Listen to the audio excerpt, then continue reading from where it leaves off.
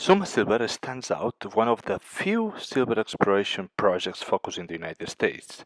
Its strategic exploration near to all mines, featuring large veins, makes it a vital story for securing this precious metal in the energy transition of the United States.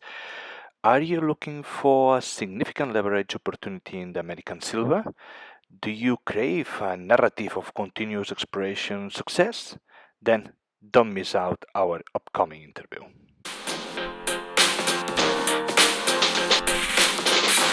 Welcome, mining lovers. This is Charlano de Minas, the Spanish podcast dedicated to mining investment. Now in English. Do you want to learn? Subscribe. Do you want more content in English? Leave us a comment.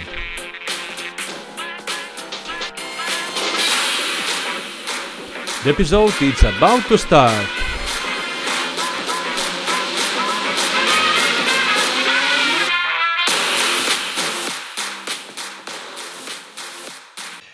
Welcome to Charlando de Minas, the first and only Spanish podcast dedicated to mining investment. Today in English.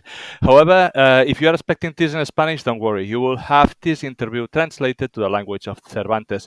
Today, we are interviewing to Galen McMara, is CEO of Summa Silver.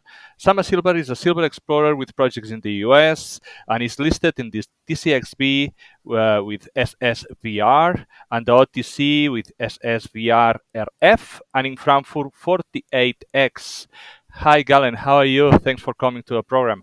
Hi, I'm very well. Thanks for having me on. And I like that reference you made, translating it to the language of Cervantes. That's good. That's good. That's We good. have to make some fun, no? Yes, please, of course. First, I am sure that there is many people that listen for first time about you and about Summa Silver. Then I would like to introduce yourself, and if you can tell us a little bit about your background and experience. Sure. Well, where to start? I'm a geologist by trade, going back about 15 years. I went to university here in Canada at a school called Laurentian University in Sudbury, Ontario, which is the geology program there is very mining and exploration focused, and that was what I was into as soon as I was into the geology program. So it was just a perfect fit for me to do it there. After that, I went away and I worked in a town called Flin Flon, Manitoba, doing copper and zinc exploration for 2 years. But then 2009 came and we all got laid off. So I went back to school and I went and did my master's degree, also at Laurentian. Moved back to Sudbury, Ontario, and since then have had the pleasure and the luckiness to work on several very positive things, mostly in Canada, a little bit in Chile, and now in the US, where my main focus is on Summa Silver. I've always been into the precious metals for whatever reason. That's just been what's interested me. And I've always been into exploration. I've never worked for a major mining company, and at this point, I probably never will. Although, never say never. We'll see. Who knows? So exploration mostly in Canada, now the US. I was lucky enough to manage the drilling for a company called Next Gen Energy on the Arrow deposit, more or less between 2014 and 2018. I was working on that. It's uranium, right? Uranium, yeah. And we, of course, made a very, very large uranium discovery in Saskatchewan that... if we ever meet in person and we're having a coffee or a lunch, I can tell you some very interesting stories about some of the biggest holes that we drilled. The biggest holes in uranium exploration ever, really. I really hope to come to Canada at some point. Then for sure that I will call you. Yeah. Okay. Sounds good. So left Next Gen in 2018. Spent really almost 2 years looking for projects. Precious metals focused generally. And at that time, 2018, 2019, we were in the desert for gold and silver, so I didn't really need to, personally, I didn't need to rush. I was good and I knew what I was looking for and I knew quality. And the first project that I saw that I really, really liked was the project that we now have in Summa Silver, in the eastern half of the Tonopah mining district that we've called Hughes. We'll get into that a little later. Yeah. So, that was one. Well, when we started the company, we were very fortuitous in timing, in that it was early 2020, and then of course in the summer of 2020, precious metals went on a very strong run. We were able to establish ourselves as a company with some very strong drill holes, and really establish what I think is a good valuation. So that's it. That's my history in the last 15 years or so. Nice, nice. Thank you, Galen. Then, can you now give a quick overview of Summa Silver? As you said, we will go through in detail later, but basically provide the main objectives of the company, maybe. Sure. Well, yeah, let me build a little bit on the history first.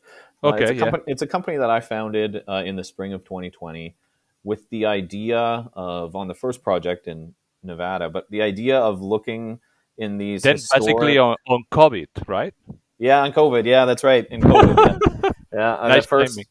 Well, I think the first financings we did during COVID, I didn't even meet anyone. Everything was done over Zoom, in my home. So it was difficult, mostly for my wife, who had to listen to me tell the same story, for Over three and straight over. days, over and over. Yeah, that's right. That's right. So, but yeah, it was during COVID. Really, the objective of this company, is we're focusing on these historic Wild West mining districts that, although they helped shape the history of America in the 1800s and early 1900s, haven't seen much or any modern exploration. So it's just a really simple saying in mining. Sometimes the best place to find a new mine is next to the old mine. And Yeah. when right next to the old mine is unexplored, it can be a pretty compelling targets there. So that's the one project was in Nevada. The other project is in New Mexico. But that's really the goal. And when I look into some of our aspirational peers, say companies that are more advanced than us, you can go into these places and start with a valuation of, say, 10 to 20 or 30 or 40 million dollars, and if you're successful in exploration, you can drill out hundreds of millions of ounces, and I think over time, over years, justify valuations over $1 billion, and maybe even eventually attract a suitor. Although I don't necessarily plan for that. We just control what we can control. But I just see that was really my focus and my thought on building the company as it's built. Perfect. Before going into detail in all the exploration projects that you have and all the results, I would like to ask you a little bit about the silver investment case. Okay, on one hand, we have tailwinds like silver being extensively used in solar panels. No, also we might have this gold and silver ratio that it's completely out of the mean. However, since I start investing, no, I hear the same arguments: silver squeeze, silver to the moon, silver to $200. But silver is not able even to break the $25 range. People who want to invest in precious metals usually prefer to invest in gold, and you can see the performance of gold in over the recent years, no? Yeah. And if you look for industrial metal, then you prefer to go probably for copper, for example, if you think about electrification. Mm-hmm. Why do you think that we should keep believing in silver then? You know what? There's a lot in that question. You make a lot of interesting points, and I'm with you. I remember, for the past 3 years, we've been hearing this silver squeeze stuff and all that, to the moon and all that stuff. But I think for me, from my perspective, I ask myself, okay, well, what projects will work at current metal prices? Right? That's what I want to go after. So I'm on this company. We really concentrate on high grade silver deposits. And then, hey, another point you made there, silver versus copper. Well, I think both are important, and I don't think we need to choose one or the other. I think a lot of metals are going to be very important in the next several decades, as we really need to secure sources that are closer to domestic than we already have, and looking at everything that's going on geopolitically in the world. And so that's one thing, right? You look at the other thing on copper versus silver. There's a good analogy. There's a good thing that I heard from Keith Neumeyer in an interview that said, copper is the highway, silver is the glue. Like every little bit of new electrification, our new high-tech gadget, needs just a little bit of silver, and it's because of its electrical conductivity. It's actually higher than gold. Yeah. So, I think we're looking at an environment where, like good silver deposits are already very hard to find. Good ones in first world jurisdictions are even harder to find. Yeah. Good ones that have high grade and all of these things. You start ticking boxes, right? And when I'm looking for value, so that is again, why we're working where we're working and what we're working on is to with that in mind. But then, okay, so that's part of the question. Yes. And the other thing there, one of the other things you talked about was silver in solar panels and other green applications, right? Well, I think I read a stat somewhere where the IEA, the International Energy Agency, thinks that silver demand for silver to go into solar panels is going to double by 2030 or something like that. Well, right now it's something like I think 20% of silver supply is used in solar panel construction. So say, give or take, about 200 million ounces a year. I mean, if you need to double that by 2030, that is an extremely, that's a lot. That's a lot, and I think that can have a very good impact. But here's where it gets really interesting. Where a friend of mine, Chen Lin, does a lot of work on this type of thing, and he's made a couple good points in that there's new solar panel technologies that are being developed right now and are starting to become adopted. One is called TopCon. The other, I think, is called HJT, where these new technologies use anywhere from 50 to 100% more silver per panel.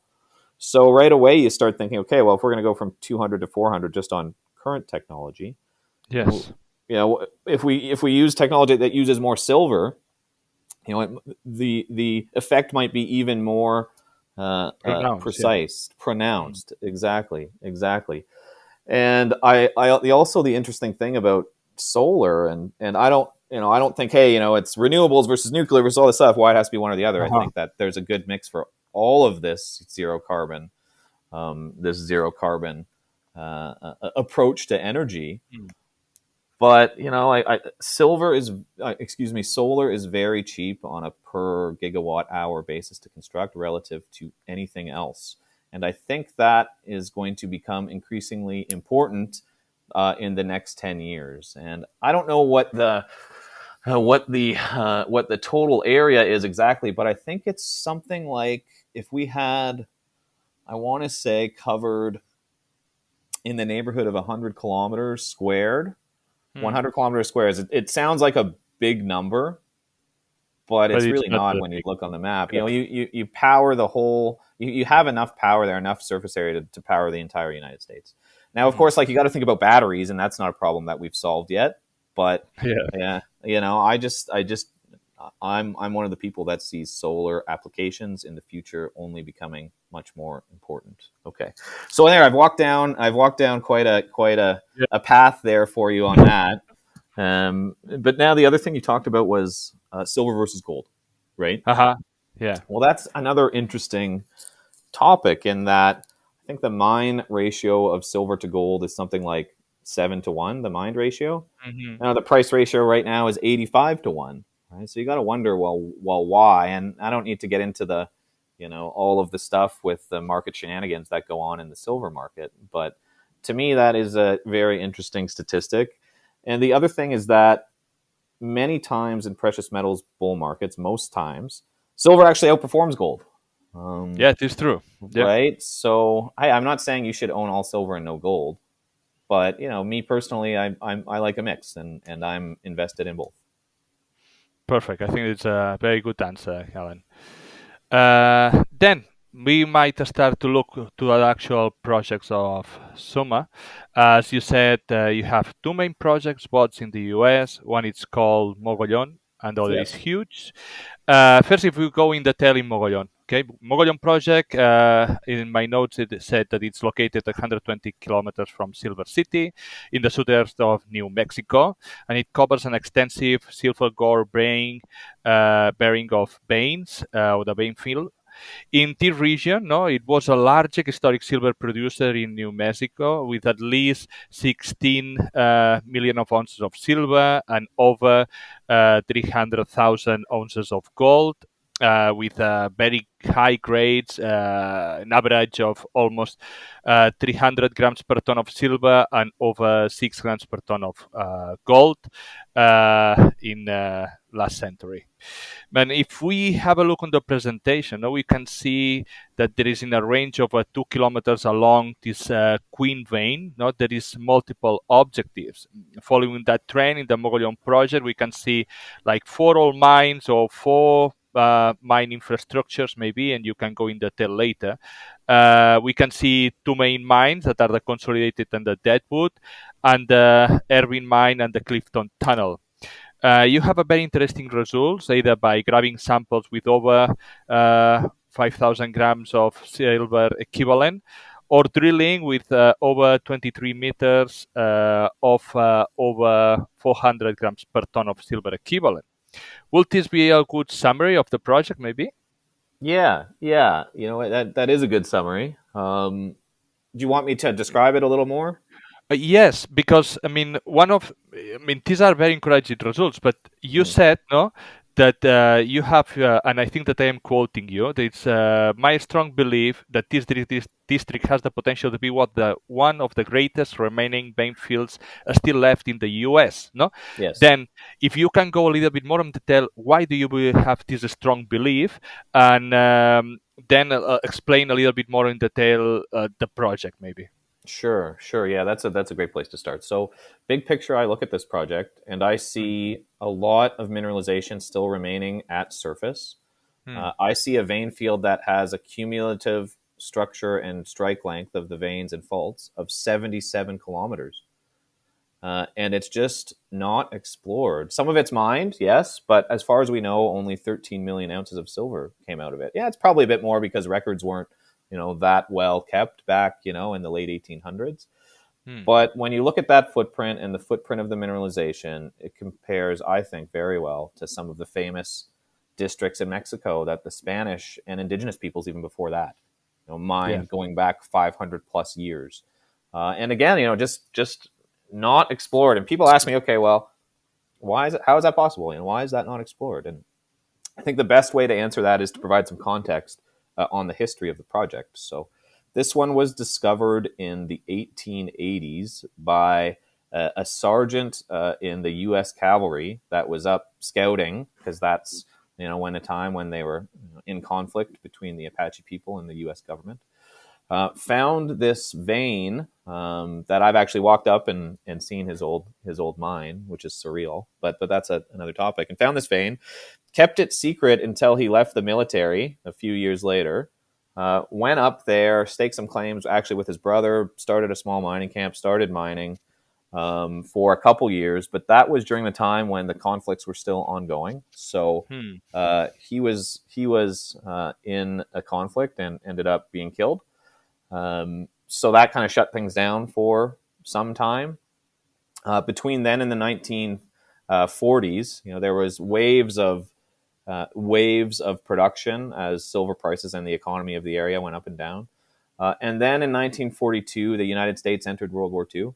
So that's when all silver and gold mining stopped by law, by presidential order, I believe. Yeah. So that's World War II. After that, it didn't really pick back up because in a lot of these places, land fragmentation is a problem.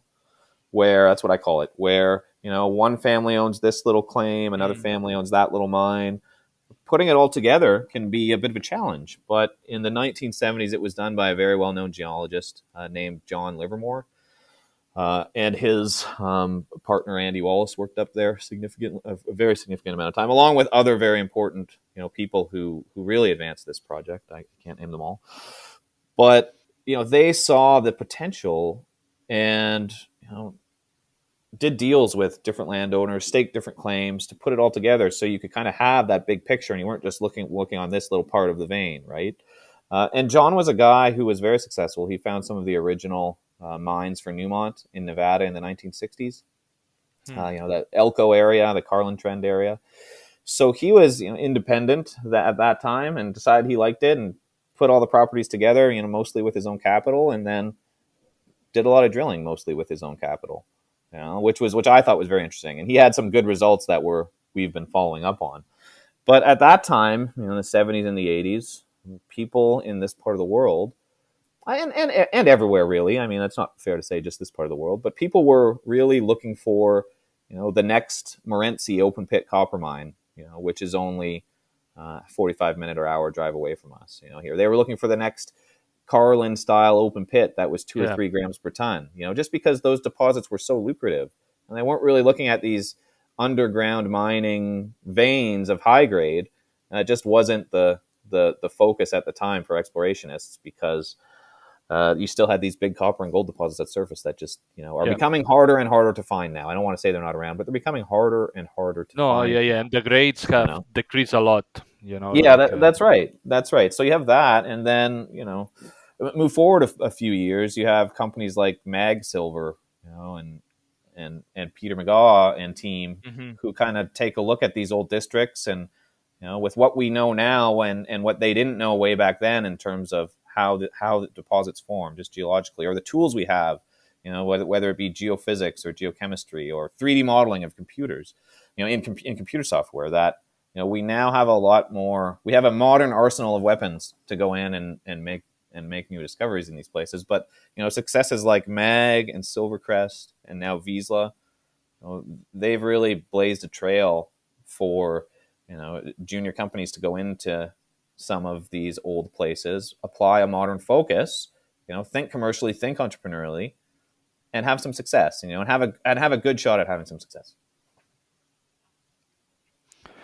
Great. You said that in the area there are all these Carlin type of deposits, and obviously they are open pit and they are very economic, and so most of your results are from underground mines, no? But although there is a few, quite in the surface, then how do you see the evolution of this district? Do you see that there will be very or different underground mines? Do you think that will be different, maybe open pit deposit that then they will convert it in underground? How do you visualize this on the future? You know what? I think that we're in an underground mining situation that selectively mines high grade, while minimizes environmental and surface impacts. Yeah, this is true. I think that's a really important focus for us, but I also think that's the only way that it would work economically. I don't think that that this is an open pit situation at all. Perfect. I saw that the main exploration is in consolidated mine. What is the strategy in Mogollon? Are you looking to have a resource SAP maybe on the consolidated mine and then start to get some revenue by mining that part? Are you looking first to have a great resource across the Queen Vein, to get funding and get a big project? How is the approach that you are looking at this? Yeah. I think that we need to show a path to a critical mass. I think that means that we need to think big and don't be afraid to think big and take big swings. So I think that on both the projects, and let's just start at Mogollon, where what we're planning to do this year is, hey, we've got around that consolidated mine, we've got some great results, some very big numbers. But we also know as we go, a 1.5 kilometers to 2 kilometers to the south in the same vein, the Queen Vein, there's a lot of good mineralized zones that are not at depth and are open underneath them and are open around them.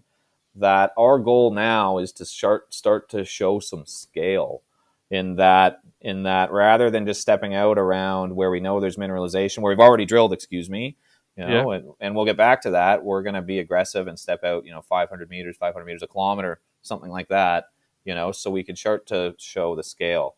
In terms of resource for us, I don't think there's a big rush to get there.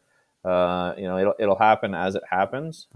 I look at our valuation, and when we get to a point where I say, okay, well, the ounces in the ground are worth more than our valuation, then I'll think about putting out something then. Or when I think that, hey, this is something that is very large, and I'll think about putting it then. And the issue is that when a company puts out a resource, a lot of times, there's a perception that it's a finish line. But for us, it would really only be a start line, right, on both of these projects. So that's something we think about a lot, like a Hmm. lot, and it's something that you kind of only get one chance to get it right. Okay. No, Yeah, no, it's. I mean, I think that all the strategies are valid. Meanwhile, you know what you are doing, and if you are looking for a scale, and if you are looking to demonstrate that this is a district, that it's not a small mine that can produce something that give you some revenue to explorate and so, then it's perfectly fine. yeah, And you said not that across this queen vein you have many other targets there, and yeah. maybe I will ask you if you can highlight these other projects, maybe other targets across this Mogollon project. Sure, sure. Well, the main thing to think about is that there's 77 kilometers of prospective structure and vein on the project. We've drilled 500 meters with our results so far. This year, we're going to test another, say, kilometer and a half, just with Hmm. some exploratory style holes. So that gets you to say about 2 kilometers. But zoom out, there's But it will be a continuation of this 500, or it will be correct, a completely another side of the project. You know what I correct. mean? You will be continuing the line until you see like the end. Is this the strategy? Yeah, correct. That will be on the same vein. So Okay. just like you said it. So other targets in the area, there's lots of other places where you can go to these veins at surface and sample Mm. 500, 1,000, 2,000, 3,000 grams per ton plus that just aren't drilled. And all the mining that's been done on them is very small scale. So that is more of our long term focus of developing those targets. But really, the lowest hanging fruit is on that queen vein right now, because we know that our drilling has been very successful. Hmm. The veins are very wide. The vein is very wide. I think the first hole we drilled there was something like 50 meters in core length of vein. Not all of it was mineralized. Of Maybe half course. of it was, or something like that. But that's very substantial. And then we've now compiled historic data that shows that there's more targets along this queen vein. Hmm. And two of the targets, two of the old mines, the Eberly mine was one, and the Deadwood mine was another, were never part of the property package. We acquired those separately over the last couple years. So now it's like we've put this puzzle together that Hmm. All the and strike. yeah, exactly, exactly, Hmm. exactly. Hmm. And we went out and staked a lot more claims. But the thing that's really important for me, when I ask myself, okay, like, where targets do we want to test on this project first? And I say, okay, well, where's the ounce potential the best? Where do we get the most bang for our buck, right? And Yeah. when you're drilling a vein that's 20 to 40 meters in true thickness, that build, and you're hitting good grade, that Yeah. Yeah. builds That's a big ounces number. Yeah. really quickly. Yeah, Because comparative. Yeah. in this project we are not talking about narrow veins. Then they are. I mean, or at least the main vein or the main resource, it will be from a thick vein of 20 meters, let's say. Yeah, exactly. The main vein so far is something like that wide. When you drill it, Hmm. and different parts of it are mineralized as you go through it, Hmm. right? But that's exactly it. I That's think that it's exactly it. important because sometimes you see all of these epidermal veins that are 1 meter, half a meter. Yeah, it's a really high grade, but following this, we have seen many mines that they try to develop this and they just go bankrupt because it's very difficult to follow. It's very difficult to have to keep it lower the cost and everything. Then I think that it's important to highlight Yeah, this. yeah. Um, I am wondering because there are all mines, then there is any infrastructure in that project. You have water, you have energy, you have things that might help, the development of a future mine. You know what? The way to think about this is that it's an exploration project with these Okay, old, very historic mines on them. okay. It's an exploration project, so there's still a lot of questions to answer on the what and the how. But the first thing you need to do is figure out what you actually have before you can start planning that, and that's where we're at. But the nice thing about this is that we're not talking about drilling in Alaska somewhere where it's helicopter everywhere and all that. Yeah.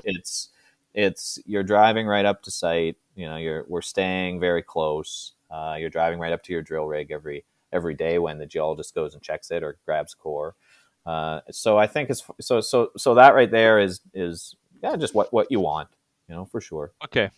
Um, then you said that you will be doing this kilometer and a half of drilling, and you said you potentially have 77 kilometers across that you can drill, but this costs a lot of money, right? That's right.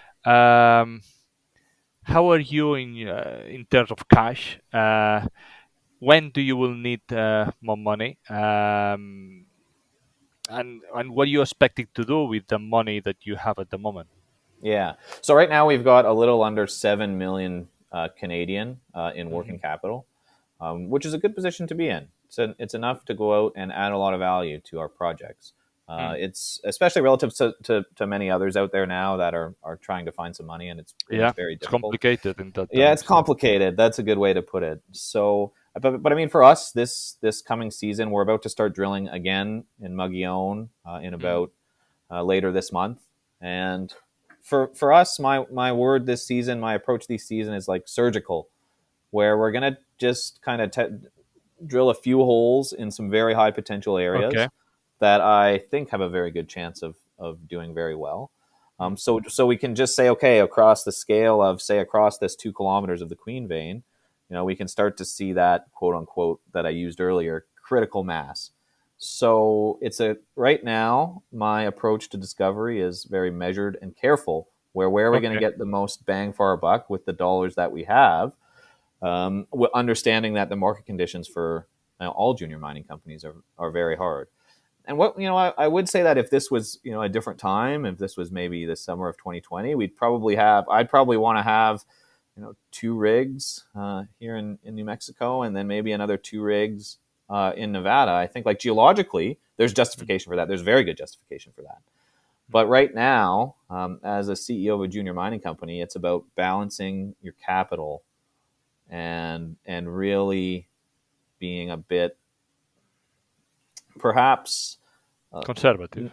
yeah, conservative, but not conservative. You still need to add value everywhere. It's Yeah, about yeah, yeah, being yeah. methodical and measured. Okay. Yeah, Okay. because, well, Then, before you move on, it's tough to say conservative when we're in the exploration business. Our yeah. whole the whole business is built on us taking risks, right? Yeah, yeah, it's So true.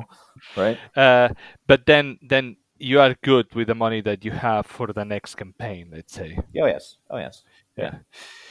Then maybe we can move now to the Hughes Project, no? That it's sure. located in Nevada and follow this Walker Line trend, which has produced at least 80 million of ounces of gold, 700 million ounces of silver.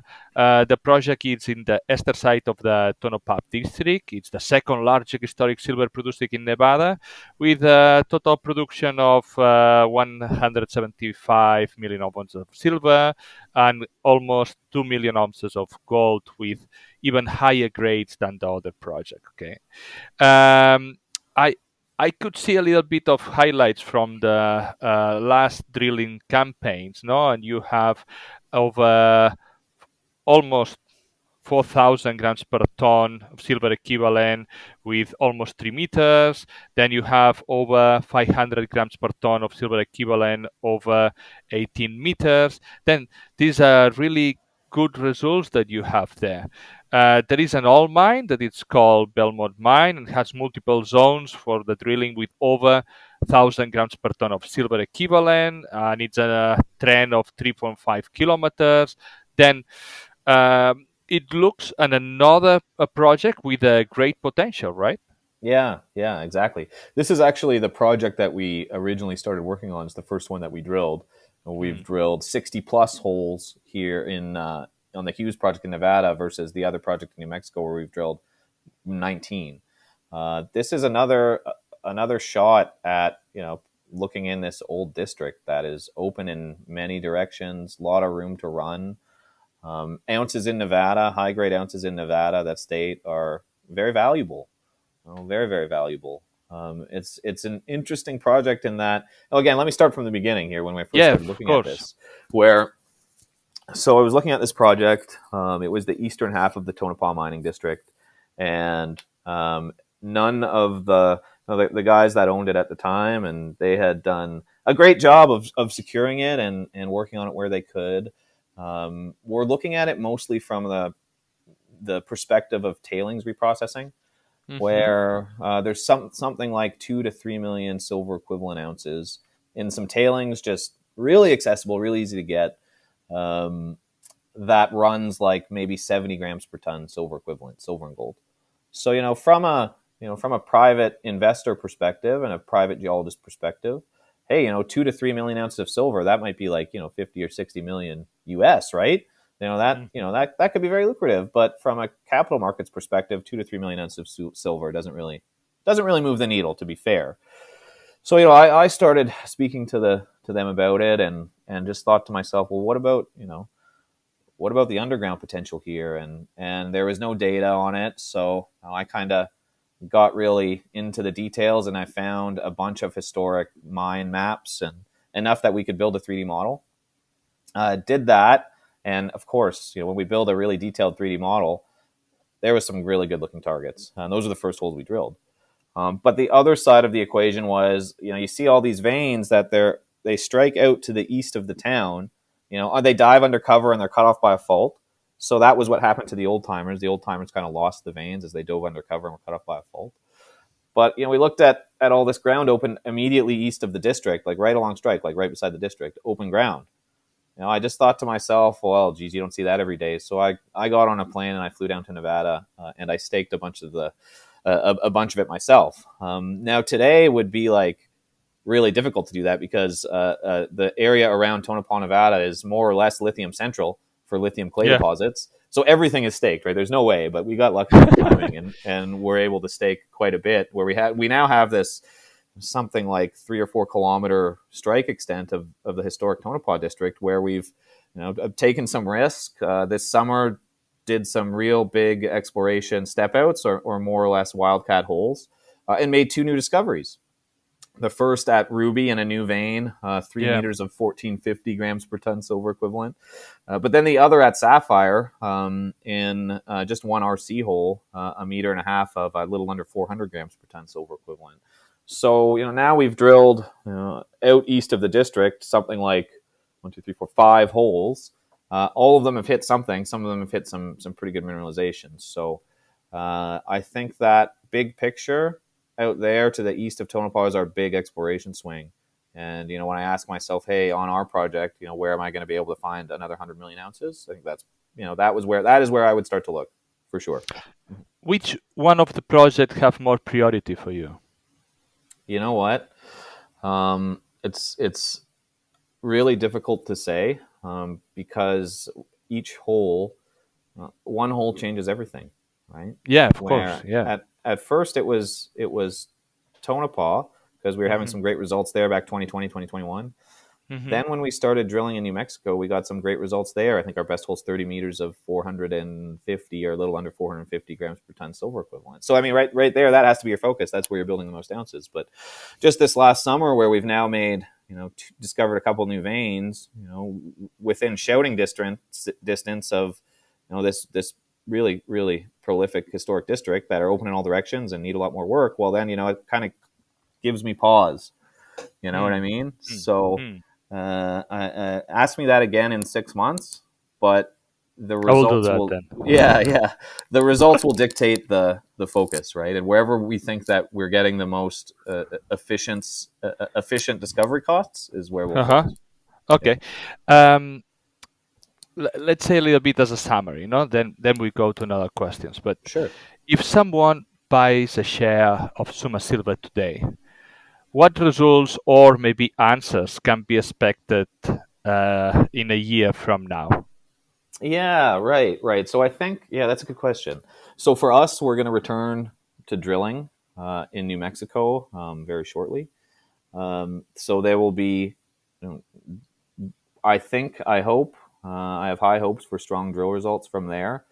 And then the plan is next year in the later spring to again return to Nevada and start drilling there. So for us, the catalysts are going to be very much, very, very much drill results focused. And if you look at our history, we've done a pretty good job of continuing to put out good results. I don't think there's a time where I put out results and think, geez, we missed. You know, we've been good that way, and that's just Yeah. a reflection of the projects and our process. It's not because we're really good or anything like that. That's not the idea here. But the projects and the process so far have worked, and that's really our focus for the next year is continue to add value to both projects by drilling. And I think that if you look at our stock and when it does best, it's when silver gets a little bit of tailwind, when precious metals get a bit of tailwind. Yeah.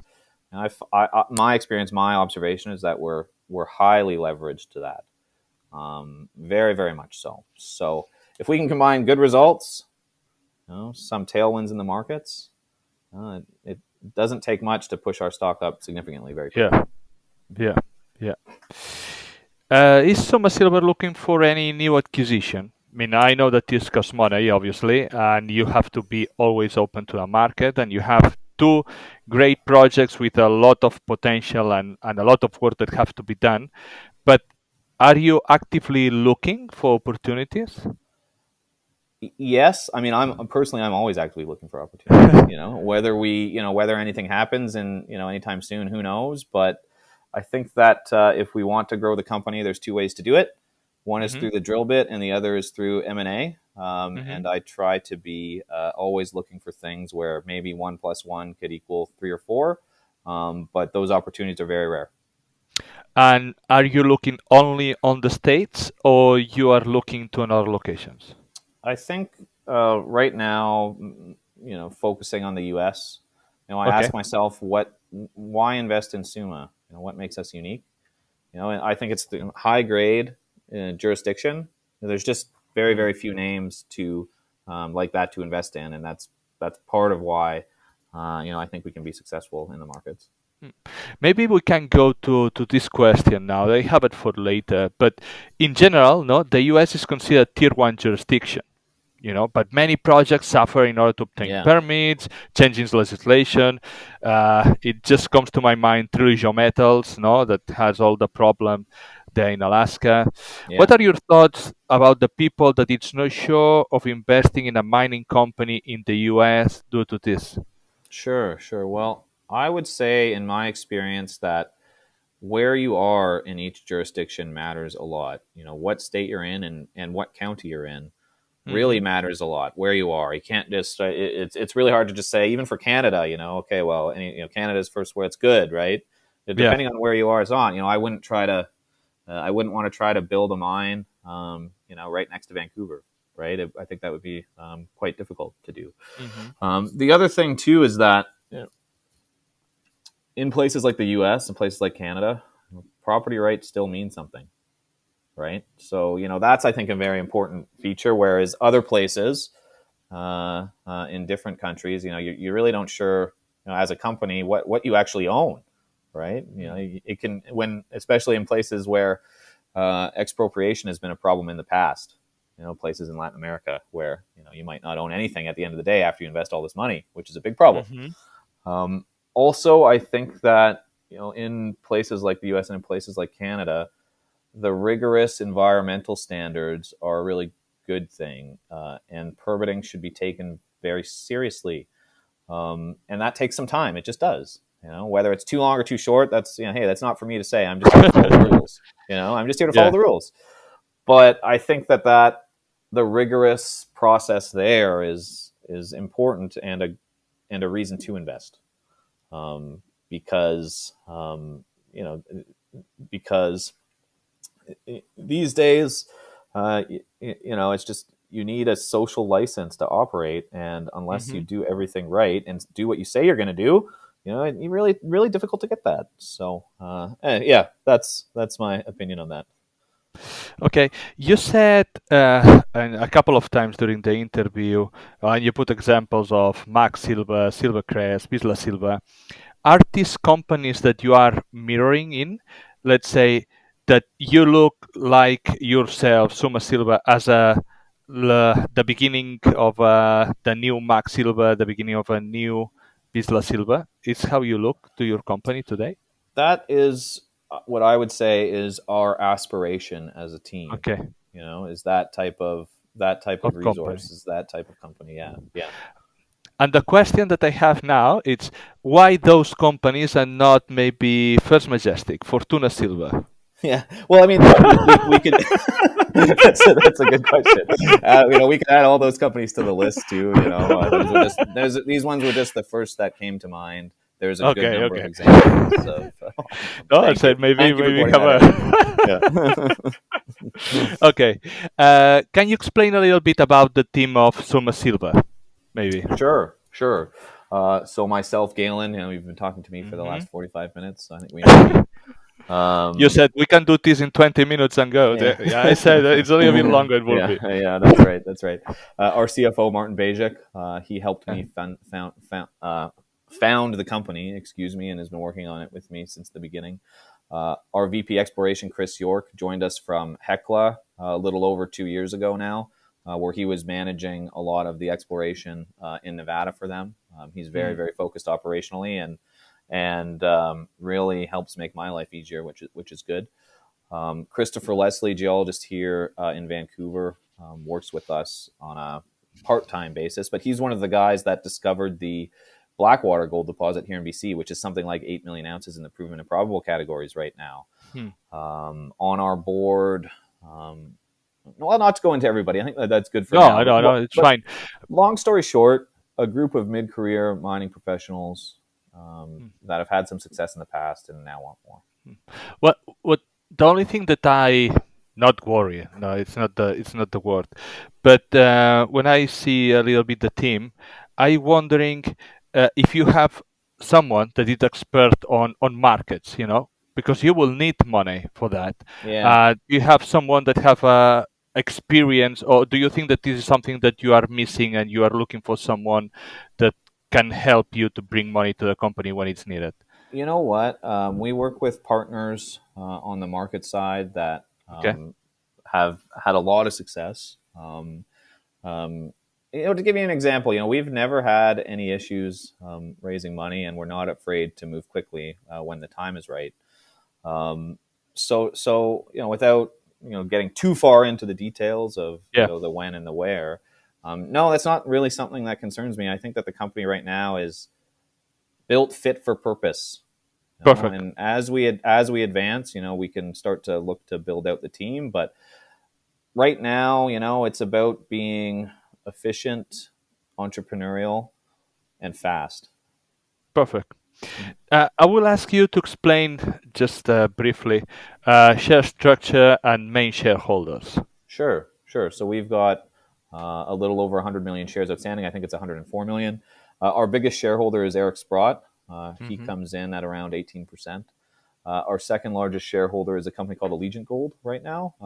They are the group that we optioned the Magillon project off of and recently Okay. earned in 100%. SILJ is a shareholder of the ETF. Um, they've increased their position in the last rebalance, which was good.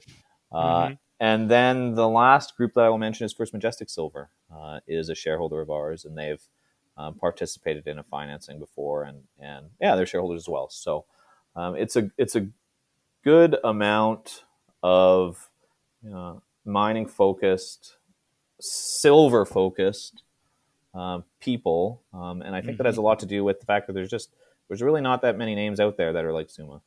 No. Thank you very much, Galen. I think that we have covered all the projects. I think that we have covered the team, the country, and everything, and has been less than 50 minutes. Oh, perfect. uh, for me, it has been a pleasure to talk a little bit through the project, and of course, we'll talk in the future. You said that in 6 months Yeah, you will know where where should you put the money sure, in which project. Then sure. I will make that call, and I will finally let you the last minute maybe to talk to the audience and maybe convince them or say anything that you want. Yeah. Okay. Well, geez, that's just put me on the spot here. You know what? I look to the future of what we're doing at Summa, and we've covered a lot in the interview. But we are a well-financed silver exploration company with high-grade silver assets in the U.S.